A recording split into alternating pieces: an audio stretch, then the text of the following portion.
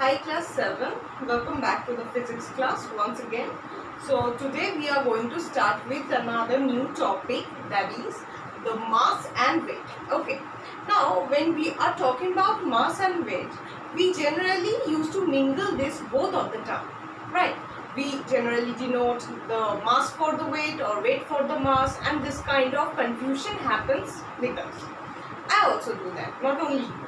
So how we can overcome this? We have to know this. We have to know the difference between them, why they are different and how they are related, why they are closely related.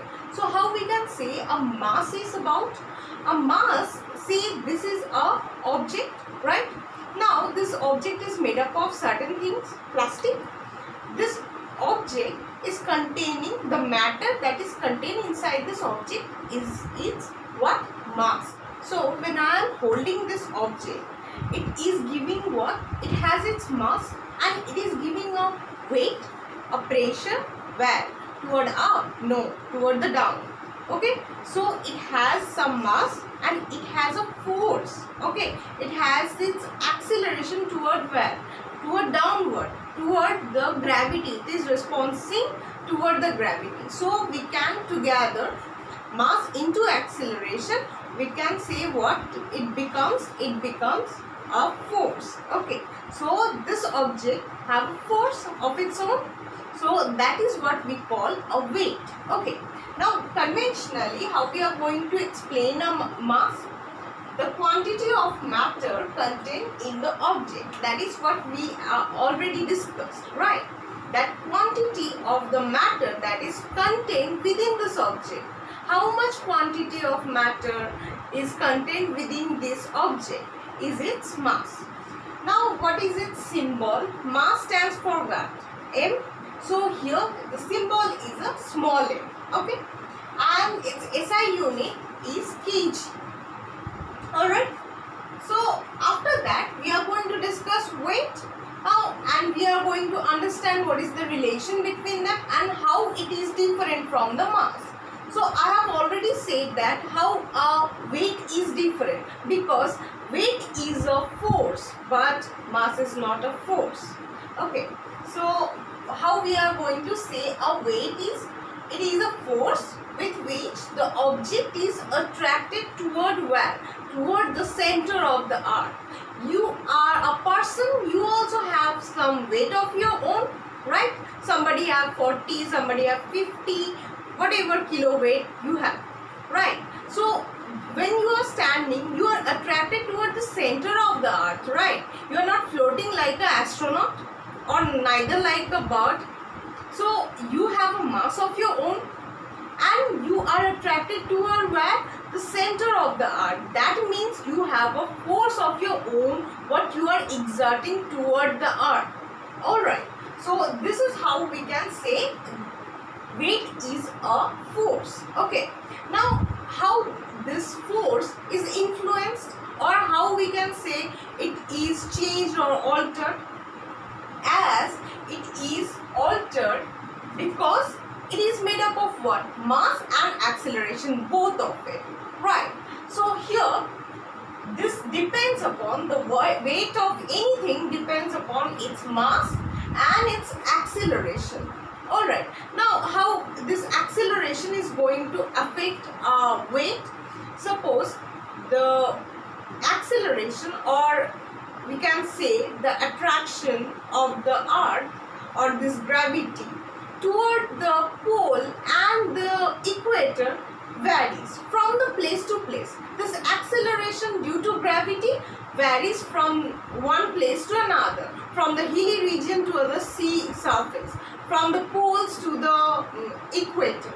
Okay, so toward the pole this attraction is maximum, okay, while toward the equator that is minimum. So we can say that weight is maximum toward the poles while it is minimum toward the equator, because it is made up of what? Acceleration and mass, both of it.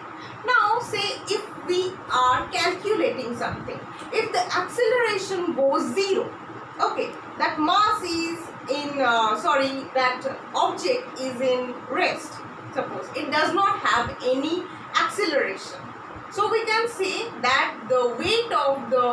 object becomes zero, because if this acceleration is zero, only the mass remains. And what is the relation between this? Weight is equals to mass into acceleration, where here the acceleration is denoted by small g and mass is denoted by small m. So the symbol of weight is capital W.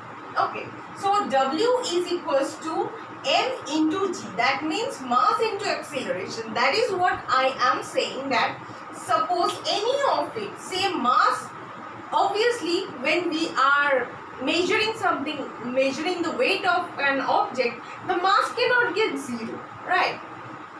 Generally it does not get zero, because anything you are measuring its weight, it should possess some of its mass. It cannot get zero, while its acceleration can get zero, because when you are not moving that object is at rest, and when object is at rest, acceleration is zero.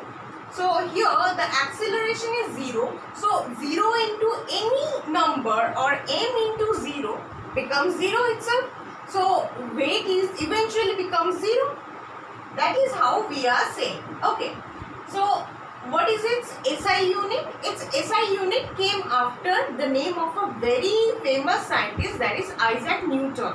Okay, so its SI unit is Newton, and which is symbolized by what? Capital N. And its CGS unit is in dyne, that is symbolized by dyn. Okay, now there is a relation between every SI unit and CGS unit. So 1 Newton is equals to 10 to the power 5 dyne. That means 10 to the power 5 means 10 is multiplied 5 times. Okay, so when you are multiplying 10 5 times by 10, so that becomes 10 to the power 5, because when we are writing down so many digit, right? So we concise it, we make it small, and it turns out 10 to the power 5. So 1 Newton is equals to 10 to the power 5 dyne. Now anything, any object, we can term them, that is kg force, kgf, or ground force, that is gf. Okay, so what is it? That is kg force is denoted because of its relation between mass and acceleration due to gravity. Okay, so 1 kgf has a relation with Newton, and 1 ground force have a relation with dyne.